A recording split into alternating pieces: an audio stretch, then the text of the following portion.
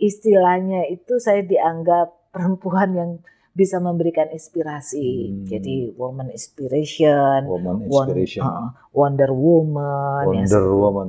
Terus ikon ibu teladan dan sebagainya seperti itu. Menggunakan pikiran sebagai sebuah kekuatan. Kira-kira begitu. Karena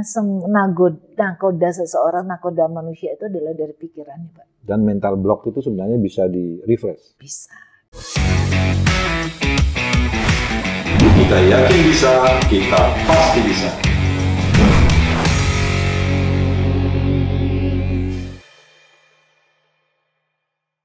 Sahabat Weekend, kita ketemu lagi dan hari ini saya menghadirkan Mbak Santi Sastra.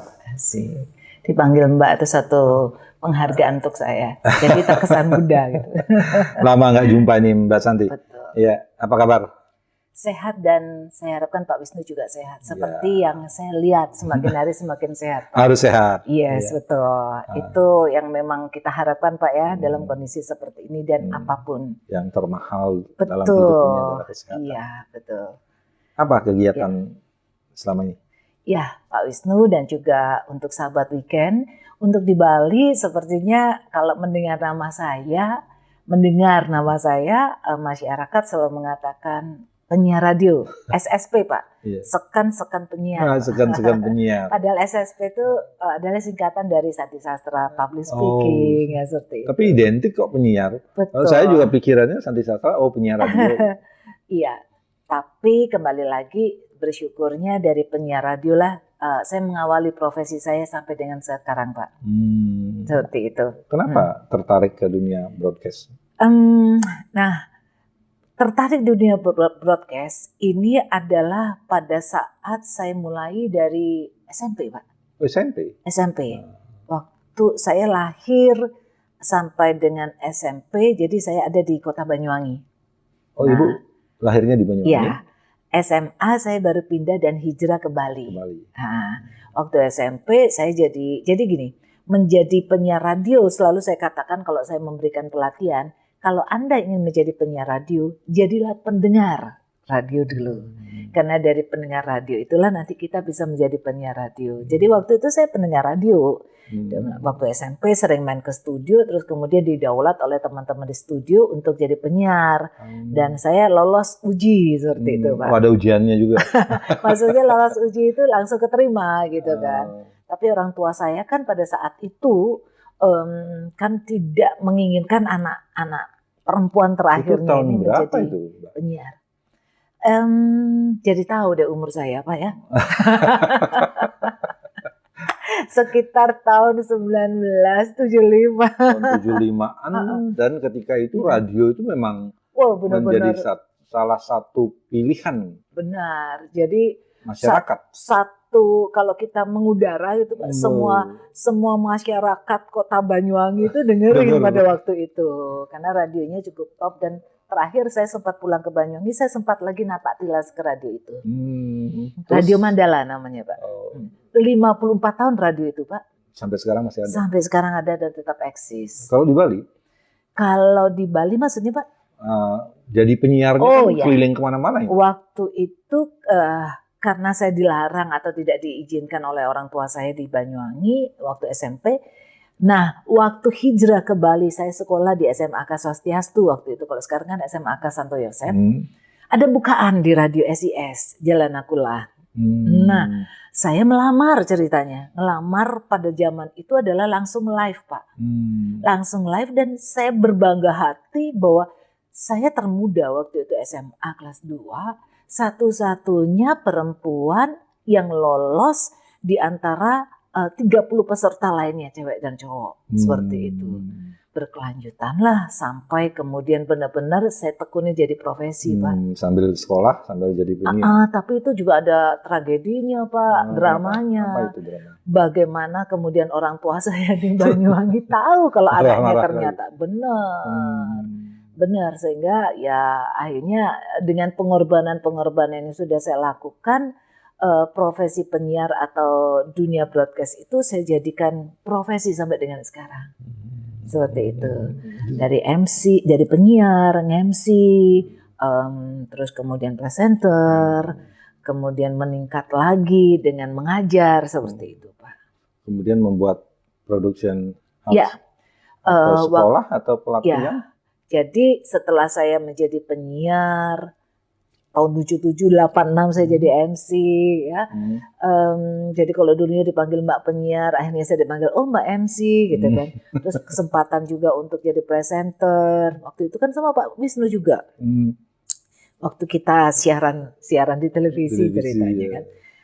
Terus kemudian saya membuat lembaga peningkatan SDM yang namanya Sandi Sastra Public Speaking. Di bidang apa itu?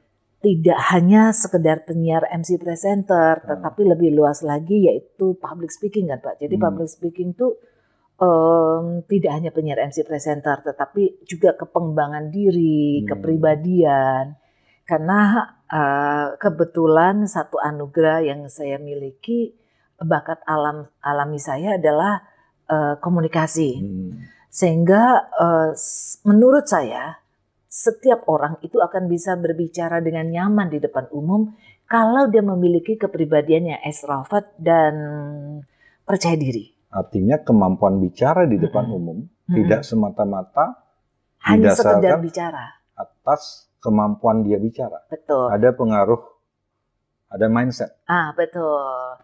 Jadi sangat dipengaruhi. Hidup kita atau hidup manusia kan sebetulnya lebih banyak dipengaruhi oleh pikiran bawah sadar, Pak.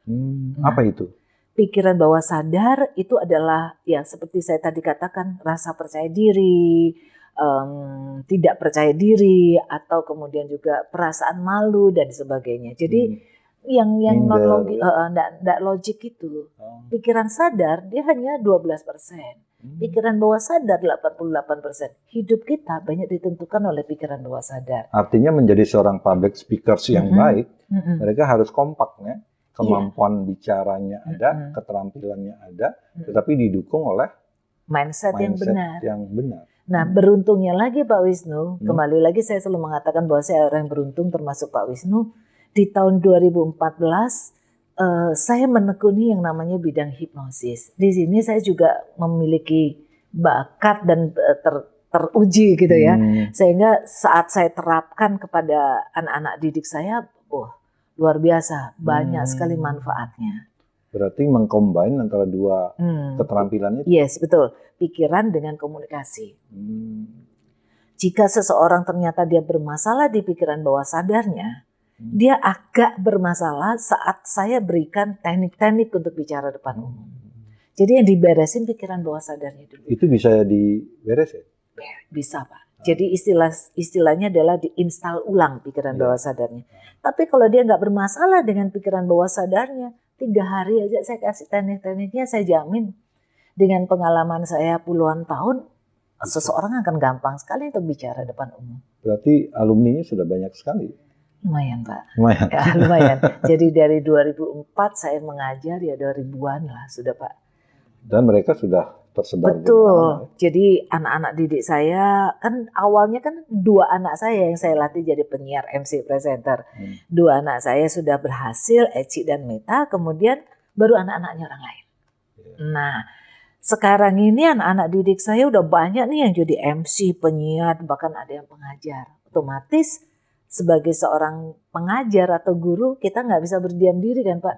Jadi saya terus menaikkan keilmuan saya dengan hal yang lain, termasuk hipnosis itu. Terus ada tes genetik intelijen ya seperti itu, sehingga akan berpengaruh karakter seseorang saat dia bicara depan umum. Ketika saya misalnya mau ikut, mau jadi public speaker di tempat Ibu, berarti ada berapa tes yang harus dilalui? Kalau sekarang saya lengkapi atau diawali dengan tes genetik intelijen dulu. Dengan tes itu akan tahu seseorang dia memiliki lapisan otak dominan yang mana. Kalau dia lapisan otak dominan di kiri, rasional banget. Kalau dia ada di lapisan otak kanan, dia akan lebih luas. Padahal kan public speaker itu keseimbangan Pak, kiri dan kanan. Kan nggak mungkin seseorang mikir terus. Kalau orang lapisan otak kirinya yang dominan kan dia lebih banyak diam, kemudian mikir dan sangat textbook. Pemikir ya? Pemikir. Tapi kalau dia lebih dominan otak kanan, kalau dia tidak keseimbangan dengan otak kiri, dia akan langsung istilahnya asbun. cerewet. Nah, asbun tetapi tanpa ada konsep yang seperti itu. Jadi ini yang disinkronkan. Iya, Dan betul. itu bisa dilakukan. Bisa. Dan kemudian seseorang kalau belajar di tempat saya, dia harus tahu dulu kelebihan dan kelemahannya. Tapi jangan lupa Pak Wisnu, seperti Pak Wisnu dan saya, kita ada juga yang memiliki bakat alami komunikasi itu. Ada. Artinya dari sononya otak kiri dan otak kanannya udah balance. Bukan. Jadi kan kalau dalam tes genetik intelijen yang kita sebut Stephen itu kan ada kiri atas yaitu thinking, ya nah ini pemikir banget gitu kan. Yang kiri bawah itu sensing yang gampang meniru atau copy paste. Kanan atas yang intuiting yang sebetulnya dia kurang suka untuk bergaul asosial dan kemudian tapi dia penuh ide. Nah yang berbakat alami itu adalah yang kanan bawah Pak, feeling. Kanan bawah nih. Seperti Bapak lah. Ya. Ada lagi yang otak tengah. Otak tengah itu semua serba bisa tapi nggak ada yang dominan, yaitu insting. Jadi dengan mengetahui itu sangat nyaman kita dan sangat gampang kita untuk mengarahkan. Jadi untuk menjadi seorang public speaker itu sebenarnya tidak mudah, tetapi bisa dipelajari. Betul. Bukan karena keturunan, ya gitu ya. Tidak hanya sekedar bakat, ya, tapi akan lebih gampang yang berbakat. Tetapi bisa dilatih. Bisa dilatih karena public speaking itu kan praktis, banyak berlatih akan lebih bagus hasilnya untuk seorang pembicara. Nah dari sekian kegiatan yang luar biasa itu, ada nggak penghargaan yang diberikan atau yang diterima? Wah ini sangat bersyukur. Pasti. Karena bicara depan umum yang paling saya syukuri adalah saya bisa banyak berbuat baik itu dulu Pak ya. Orang yang nggak pede jadi pede, bahkan bisa dijadiin profesi gitu ya. Nah karena bicara depan umum juga saya bisa diundang kemana-mana ke seluruh Indonesia, hampir ke seluruh Indonesia hanya terhenti karena COVID ini aja. Nah sampai ke Kalimantan, ke Pulau Batam, ke Labuan Bajo, Lombok dan sebagainya. Selain itu, saya juga pernah mendapatkan beberapa penghargaan, Pak. Tapi justru penghargaan ini adalah saya dapatkan karena sebagai istilahnya itu saya dianggap perempuan yang bisa memberikan inspirasi. Jadi woman inspiration. Wonder Woman. Terus ikon ibu teladan dan sebagainya seperti itu. Juga termasuk penghargaan nasional sebagai seorang hipnotis massal dan motivator yang seperti itu. Wow luar biasa. Dan itu, semua itu kan tidak terlepas dari kerja keras ya. Betul. Dan ketekunan ya Pak kesungguhan. Apapun yang kita kerjakan dengan kesungguhan dan tentu dengan tulus. Iya. Nanti penghargaan akan datang sendiri. Kita bukan ngejar penghargaan. Betul. Orang jadi, akan tahu kan. Betul. Nah dari sekian penghargaan itu yang paling berkesan. Paling berkesan ya Pak ya. Semuanya berkesan. Semua berkesan ya.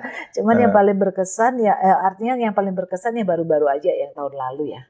Yaitu Wonder Woman ya Pak.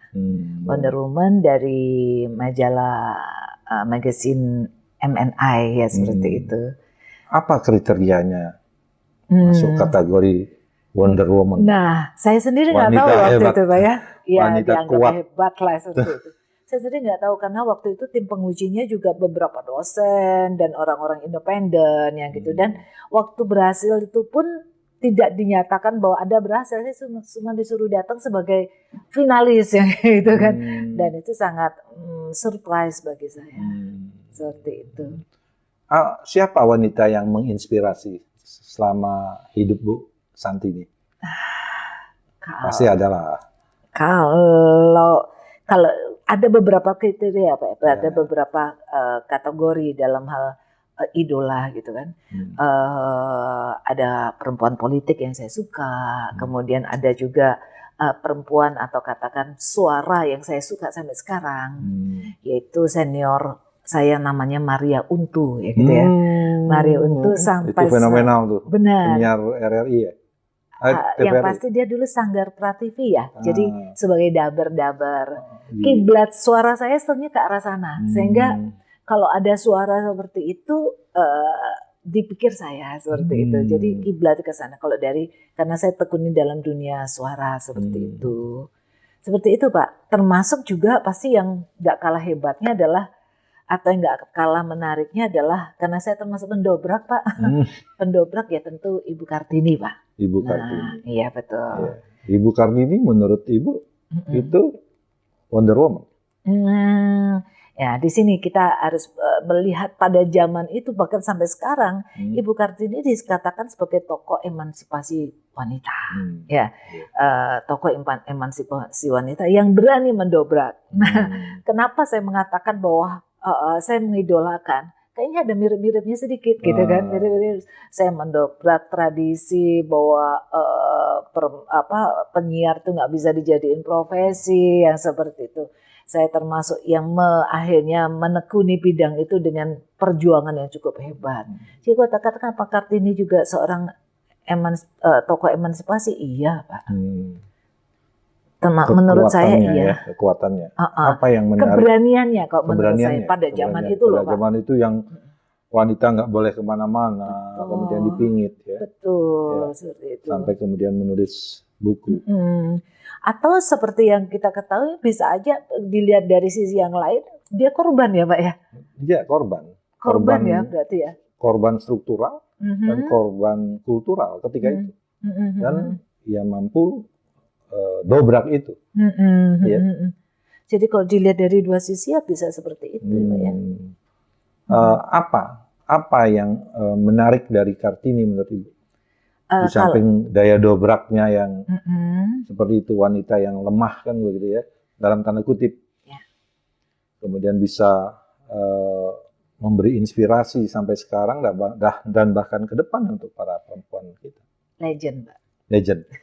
Saya ingin juga jadi legend. Legend. Ya, jadi sampai kapanpun diingat kebaikan-kebaikannya dan hal-hal baik dari seorang Kartini. Saya juga seperti itu, ingin tetap dianggap sebagai legend. Nah, gimana sekarang Kartini masa lalu dengan Kartini now? Gitu. Kartini masa lalu sama sekarang pasti beda ya Pak ya. Beda pastilah. Sehingga sebetulnya sudah nggak musim lagi kalau setiap peringatan Kartini hanya ya Pak ya dihadirkan dengan lomba kebaya yang seperti itu ya. Menurut saya sudah enggak lazimnya lagi meskipun itu mungkin masih mengikuti gaya-gaya atau tradisi lama. Karena Kartini zaman now tentu tidak hanya sekedar kita mendobrak emansipasi dengan pendidikan ya seperti kan banyak hal sehingga sering dikatakan bahwa ternyata wanita-wanita masa kini itu kebobolan dalam arti terlalu berani mendobraknya sehingga lupa dengan hakikat atau lupa dengan bagaimana menjadi seorang wanita seperti itu. Kebobolannya itu gimana? Wanita itu kan sebenarnya perempuan itu ada kodratnya ya Pak yang kita tahu bahwa sebetulnya kodrat kita hanya 5 ya kan kok menopause dulu. Jangan dulu lah. Yang terakhir. Pertama adalah menstruasi ya gitu ya, terus kemudian mengandung, kemudian mengandung terus kemudian melahirkan, menyusui dan baru menopause. Tapi kemudian itu yang nggak boleh dan tidak bisa dilakukan oleh laki-laki kan? Tidak bisa diwakili oleh siapapun. Terus kemudian sekarang udah zamannya wanita karir. Tapi kodrat itu kan masih melekat. Masih, jadi nggak bisa dilepas ya Pak ya. Karena itu memang melekat pada perempuan. Tapi kalau dikatakan, terus kalau gitu wanita-wanita sekarang udah nggak usah masak gitu kan. Masak itu bukan kodrat ya kan. Masak itu bisa dilakukan juga oleh laki-laki. Tapi kalau mengandung kan enggak ya kayak gitu. Nah kecenderungan kalau wanita-wanita sekarang kebablasannya dalam arti ada yang nggak mau nyusui ya kayak gitu kan ya. Terus untung nggak ada yang pengen mengandung jadi tetap pengen mengandung ya seperti itu. Jadi agak berbeda ya Pak ya. Agak berbeda ya kriteria wanita modern tentang Kartini dengan zaman dulu. Nah, kemudian ada istilah domestik dan publik. Seolah-olah perempuan itu hanya menekuni dunia domestik dan dunia publik adalah urusan laki-laki. Nah, ini yang saya katakan tadi Pak.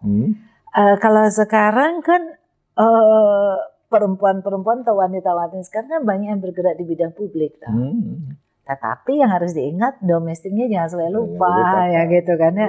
Karena bagaimanapun kembali lagi perempuan itu adalah seorang ibu yang sangat berpengaruh untuk kehidupan keluarga dan anak-anaknya. Bukan berarti menyepelekan laki-laki loh Pak, tapi tetap dia harus dominan di faktor domestiknya. Tapi laki-laki mengakui loh Bu, wanita itu lebih kuat dari.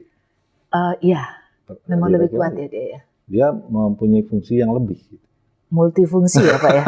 Multifungsi, perempuan itu bisa menjadi apa saja. Benar, dia bisa melakukan hal-hal yang sifatnya yang tidak bisa dilakukan dalam bukan kodrat ya.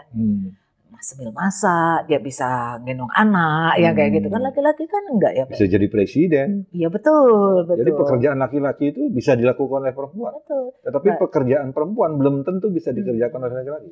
Kan Wonder Woman-nya di situ. Betul. Ya kan Bu? Iya betul Pak, betul.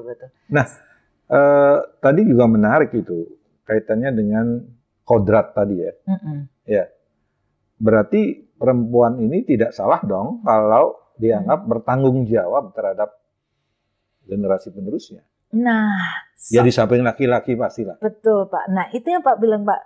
Salah satu setelah saya menekuni bidang hipnoterapi Pak, hipnosis itu hipnoterapi itu terapinya, hipnosis itu ilmunya, bahwa ternyata peran seorang perempuan yang mengandung ya.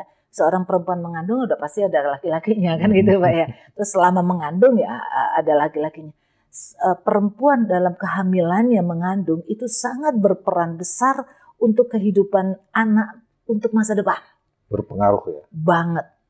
Jadi generasi, sebetulnya kalau kita mengatakan generasi depan itu sangat dipengaruhi oleh kehamilan si ibu. Nah, balik lagi itu ada rangkaiannya atau bermula dengan pikiran bawah sadar. Pikiran bawah sadar itu terbentuk sejak anak di dalam kandungan 3 bulan. Sedangkan pikiran sadar dia terbentuk setelah 7 tahun. Logika. Nah, bawah sadar itu sifatnya adalah permanen. Apapun yang terjadi pada saat anak dalam kandungan 3 bulan sampai dengan 7 tahun terutama, itu sangat terekam. Bayangin Pak. Oleh si anak. Bayangin. Kebawa ya. Banget, itu berpengaruh sampai ke depannya. Jadi kalau ngelihat ada remaja atau generasi sekarang itu bermasalah, pasti bermulanya dari sana. Bayangin kalau misalnya Pak Wisnu, orang-orang atau anak ini mendapatkan hal-hal yang sifatnya kekerasan. Kekerasan psikis, terutama si ibu yang terlalu khawatir, si ibu yang pencemburu, atau si ibu yang kurang bahagia saat kehamilan, atau tidak mendapatkan kasih sayang dari suaminya, ya seperti itu. Itu psikisnya sangat berpengaruh untuk kedepannya. Nah, ada kaitannya Pak. Jadi minder, jadi posesif dan seperti itu. Di sana hasilnya akar permasalahannya. Berarti mencetak generasi itu tidak hanya pada saat. Betul. Dan pendidikan formal belum menjamin ya mencetak generasi yang unggul. Generasi yang unggul dan berbudi luhur ya.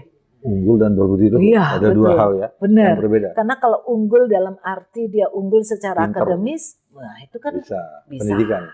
Ya. Tapi berbudi luhur. Dia memiliki empati, menjadi orang yang baik, bermoral, itu dari kehamilan 3 bulan. Nah, apa yang harus dilakukan sekarang? Kalau itu problemnya. Ya, ini pesan juga nih untuk seluruh wanita, sahabat weekend di mana saja berada. Bukan berarti laki-lakinya nggak penting banget didengar, karena kembali lagi kebahagiaan seorang wanita itu adalah dari pendampingnya, Pak ya. Bahwa kalau seseorang atau istri Anda atau Anda lagi mengandung gitu ya 3 bulan, sudah berusia 3 bulan, mulailah benar-benar memperhatikan emosi, kesehatan mental ya dikatakan itu. Karena itu sangat menentukan masa depan si anak ke depannya. Seperti itu. Bahagiakan diri, bahagiakan istri Anda, jaga emosi untuk menjadikan anak ini nantinya menjadi orang yang berbudi luhur dan unggul. Kalau orang dulu bilang ngidam itu mungkin. Itu dia Pak. Ternyata seperti itu Pak. Kalau kan dibilang kan, kalau dulu kan saya bilang, kalau dikatakan bahwa kalau apa yang diinginkan waktu ngidam lakukan, kalau nggak ngiler ya gitu. Padahal sebenarnya ada filosofi tertentu. Filosofi ngidam itu mungkin di situ ya. Betul. Ini orang tua kita memang hebat, cuman tidak dijelaskan. Betul. Apa yang mesti harus dilakukan. Apa obsesi Mbak Santi ini untuk menjadi wanita, mencetak wanita-wanita Wonder Woman yang lebih banyak lagi? Karena sekarang dunia sudah sangat terbuka, kesempatan juga terbuka. Ya, saya memiliki beberapa pelatihan selain orang mengenal saya sebagai public speaker itu ya, yaitu yang namanya pelatihan Power of Mind. Nah, jadi jangan dianggap bahwa kalau kita sudah pernah bermasalah dengan pikiran bawah sadar kita saat anak-anak dan kemudian efeknya sekarang itu nggak bisa di refresh. Bisa banget. Jadi saya ada pelatihan Power of Mind yang bisa membuat kita itu memahami tentang pikiran, kemudian mengkoreksi serta menginstal ulang pikiran bawah sadar. Karena kalau pikiran sadar kan udah lewat nih, maksudnya dengan bidang akademis dan sebagainya. Itu dibatasi umur? Sebaiknya adalah remaja Pak. Kalau misalnya di bawah remaja, di bawah 12 tahun tuh orang tuanya yang biasanya saya kasih ini yang namanya parenting, hypnoparenting gitu Pak. Hypnoparenting? Iya. Ada juga ini untuk ibu-ibu ya? Ada Pak, ada. Jadi bagaimana ibu-ibu itu memahami karakter anak. Tidak hanya sekedar melabel anak saya nakal, anak saya nggak bodoh. Saya nggak sudah terbiasa untuk tidak mengatakan hal yang negatif. Jadi anak saya bodoh, yang gitu itu udah label. Kan sering ya? Betul. Tanpa sadar. Jadi merek jadinya Pak. Jadi kayak jadi stempel. Itu mental block namanya. Menjadi bahwa saya memiliki seperti itu, yang itu nggak bagus banget. Iya. Dan itu dibuktikan oleh ibu-ibu bahwa ternyata dengan dia sudah merubah cara berbicara dengan kata-kata positif, kemudian tahu kapan anak ini diberikan pelatihan, ya seperti itu, jadi lebih bisa cepat untuk mengarahkan dan mendidik anak dengan baik. Saya punya bukunya Pak. Oh ya, ada bukunya di bawah. Saya punya bukunya. Buku ini adalah tentang pikiran. Mudah-mudahan Pak Wisnu, Pak Wisnu mau baca dan kemudian ini buatan sendiri. Iya, ini adalah 99 artikel yang sudah saya tulis, saya dimuat di Jawa Pos Radar Bali. The Power of Mind. Ya, ini dia The Power Santi of Mind. Sastra. Ini buku saya yang ketiga, Pak. Isinya apa ini? Tentang pikiran. Tentang pikiran. Tadi itu ya? Iya, jadi banyak saya tuangkan di dalam buku ini. Yang kebetulan saya mendapat kesempatan menjadi pengasuh rubrik Power of Mind di Jawa Pos setiap hari Minggu. Jadi wanita-wanita hebat harus mulai dari menggunakan pikiran sebagai sebuah kekuatan. Kira-kira begitu. Karena nakoda seseorang, nakoda manusia itu adalah dari pikirannya, Pak. Dan mental block itu sebenarnya bisa di-refresh. Bisa di-refresh, bisa di-refresh dalam arti adalah kita sendiri yang buat mental block, kita sendiri yang menolak dengan mengatakan saya bodoh, saya nggak percaya diri, saya begini, saya begitu, kan mental block, Pak. Tapi kan ada manusia kan membawa dua hal pada dirinya, ekstrovert dan introvert. Ini bisa nggak dirubah juga itu? Kembali lagi mungkin saya menjelaskan sesuai dengan bidang keilmuan saya bahwa kepribadian itu bukan turunan, bukan karakter, tetapi adalah hasil belajar dan pola asuh, pola lingkungan.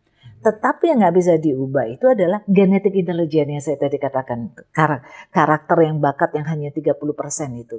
70% itu bisa dirubah dan bisa kita lakukan perubahan. Melalui pelatihan-pelatihan. Betul. Extrovert dan introvert itu adalah kepribadian. Kepribadian bagaimana seseorang mau dan bisa berubah. Mau dan bisa. Mau tapi kan harus ada cara. harus ada motivasi. Ya. Harus ada motivasi. Kalau seseorang udah nggak punya motivasi, ya dia nggak bisa berubah. Oke, menarik sekali. Seru ya Pak ya? Sebenarnya banyak hal yang mau kita ceritakan ya, dan tidak kita selesaikan hari ini. Betul. Suatu saat saya ingin mengundang dengan tema Berharap yang seperti lain. itu diundang lagi. Terima kasih Mbak Santi Sastra. Terima kasih juga Pak Wisnu. Semoga ada manfaatnya. Weekend. Dan sahabat weekend, bagaimana kita menggunakan pikiran, itulah sebenarnya kekuatan kita. Terima kasih. Semua keberhasilan, termasuk menjadi seorang Wonder Woman sebagaimana penghargaan yang diterima oleh Mas Santi Sastra, itu juga berawal dari kekuatan pikiran. Terima kasih dan kita jumpa dalam kesempatan lain. Bye-bye.